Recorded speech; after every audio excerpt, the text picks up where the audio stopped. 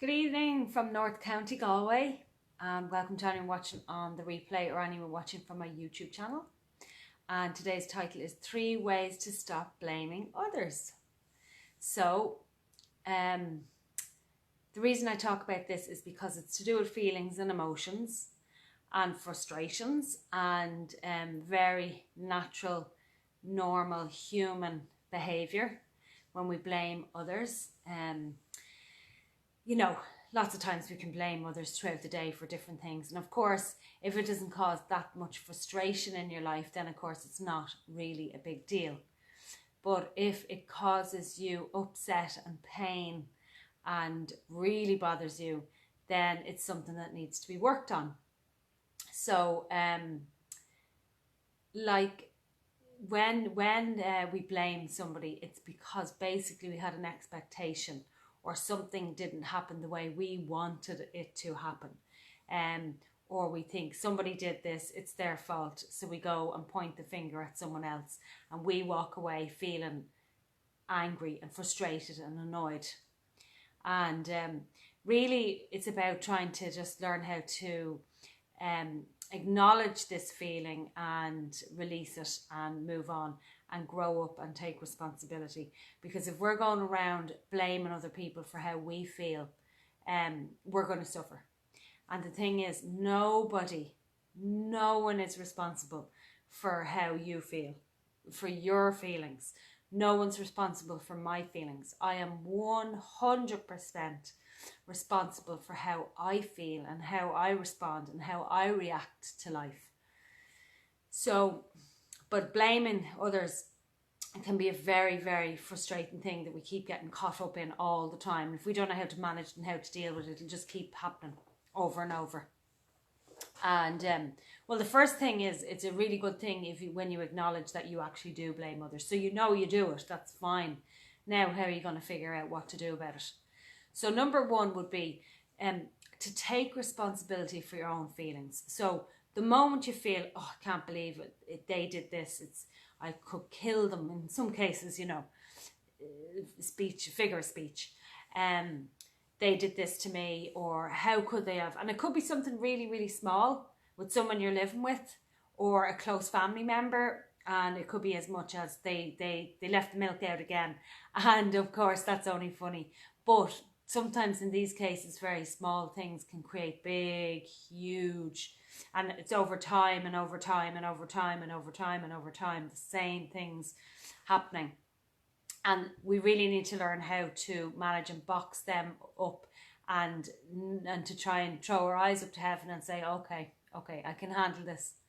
So the first one is, again, responsibility. Take responsibility for your own feelings. No one is responsible for how you feel. Nobody. So how you react and how you respond is your choice. So the thing is, so you would have acknowledged the fact that you've blamed somebody on doing something. And now it's like, okay, I need to realize that if I'm getting annoyed or frustrated or angry, or in some cases I want to kill somebody, figure of speech, but sometimes it can be that serious.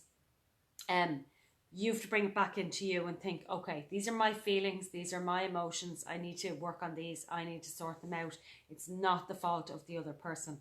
It's not about blame, it's not about pointing the finger, they're wrong, I'm right, because that's a really immature way of seeing things. And of course, we can be immature at times, and we are, of course, but it is really about trying to stay grounded and grow up and become responsible. Number 2 is, do not ignore how you feel. Don't ignore it. So just because you do blame somebody for something and you get frustrated and annoyed, that's okay. There's nothing wrong with that. That's just normal, human, natural emotion and feeling. Do not ignore how you feel. So when you feel annoyed because you've blamed somebody on something, you must acknowledge those feelings. Do not push them down. Allow yourself to have those feelings. What you must not do is react out on the feeling. Because when we react out on our feelings, we're going to get hurt, because we're going to say something to somebody that we regret, which will make things even worse. And we could be blaming and pointing the finger coming from an immature point of view. The third part is find out what part you played in the role of blaming somebody. So when we blame somebody, it's like we still have a part to play in it. There's something to do with us that needs to change. Because if we're blaming and pointing the finger at somebody else, now this doesn't take away from things that are very obvious that might have happened, and we know absolutely that something bad might have happened with somebody, and we're not taking away from that and we're saying it's their fault. It's still not their fault how you feel, but it doesn't take away from the fact that if somebody did something bad on you, that it's happened and that's it. But what still needs to change in you is something still needs to change, because if you're continuously hanging on to hurt and anger and pain or resentment towards somebody for doing something to you, and you feeling that way, then that means you still need to change if you haven't learned to let it go. And that means, what do you need to do about it? You need to make it a priority to find out what it is you need to change in you. And in a lot of cases, it's just about forgiveness.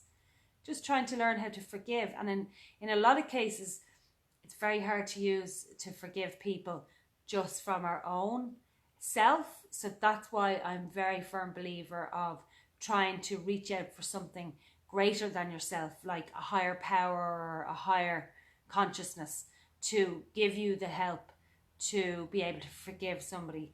And in a lot of cases, this is a really, really powerful tool. I spoke about it before. It's something they use in Buddhism, where you send love and kindness. So, for example, if there is somebody you're blaming on something, and say it's a big thing and it's going on years and years, and maybe you're sitting in that and you're happy enough to actually just keep living like that, that's okay if you're able to manage that and it's not causing too much pain. But in a lot of cases it would be. It's going to start eroding you in all sorts of ways. Your mental health, your emotional health, your spiritual health, your physical health. When we hold on to non-forgiveness, it's like poison in our veins. So although you mightn't feel it straight away, eventually it will get to you. So the best part is to try and forgive. Try and say, okay, I send this person love and kindness, even though they might have done something really, really wrong.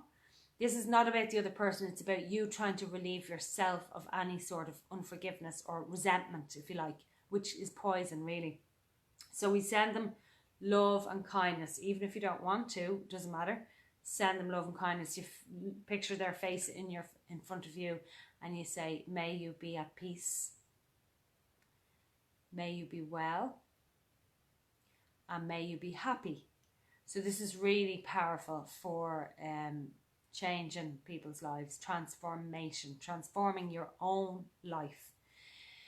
And like that, if it's somebody that you live with and you are really frustrated with them, you can still do it. You can still send them love and kindness from the other side of the sitting room, even though you don't want to, because you're seething at the mouth and maybe you just want to kill them, like I said. But for your own sake, try it. For your own sake, try it. And just one more thing. How important is it when you're hurt by somebody, if it's only a small little thing and you're blaming them, how important is it to not be worth just trying to get over it and saying, okay, I can handle this, I'm responsible, I'm going to grow up and just let it go.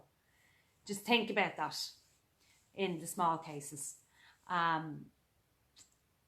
Yeah, so that's it, guys. So I hope that helped. So number one, you're responsible for your own feelings. No one else is responsible for your feelings and me. Do not ignore your feelings. Make sure you allow yourself to have them.